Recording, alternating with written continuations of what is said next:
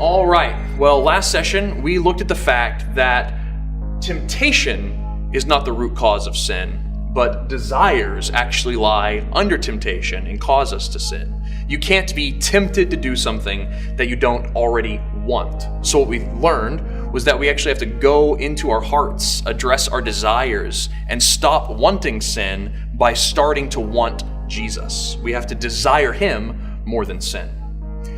But the question we have to turn to now is, where do our desires come from? How do we nurture our desires? Do they just kind of come to us out of nowhere, or is there a way to get underneath that and kind of ascertain where they come from and make an adjustment?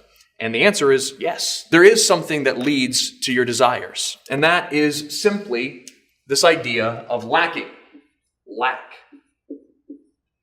Because, put most simply, you don't desire something that you already have. You only desire that which you lack. So if you have plenty of something, you don't find yourself desiring it. It's only when it starts to run out, or you see that somebody has more of it than you, whenever a lack is identified, that's where desires are born. So lack goes before desires. And what I want to do is I want to look at a verse in Scripture that talks about 3 different kinds of desires and show how lack creates them. It's very simple. Let's look at 1 John chapter 2, verses 15 and 16. Do not love the world or the things of the world. If anyone loves the world, the love of the Father is not in him. For all that is in the world, the desires of the flesh and the desires of the eyes and the pride of life is not from the Father, but is from the world. So there's 3 desires listed here. The lust of the flesh, the lust of the eyes, and the pride of life. It's what the body wants, what the eyes want to see, and what the soul wants to feel, this kind of hubris of self-sufficiency. Where do these things come from? Well, lust of the flesh, the desires of the flesh, they come from this idea that there is a greater satisfaction that your body could feel. There is a lack in your current state of comfort and pleasure and satisfaction. The same is true for the lust of the eyes, the desires of the eyes. Ecclesiastes 1:8 says that the eye never has enough of seeing. There's always this lack. People who struggle with pornography constantly feel this lacking, that what they saw last night isn't enough to stimulate them in what they want to see the next night. Or you could think about it like people who love to go on vacation. There's always a grander sight to see, a more exotic place to lay your eyes upon. The eyes never have enough of it seeing. There's always a lack. There's more you could behold, and so it creates the desire to see it. And then the pride of life. There's always more worth you could have. There's always more power and prominence you could hold over others. You feel that lacking in you, and it causes you to have this desire to fill in that lacking. And so, when we have a lack, that leads to a desire to fill in that lack, and then sin comes to us and tempts us to fill it in with anything other than God.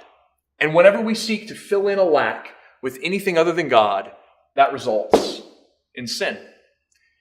But how do we fight that?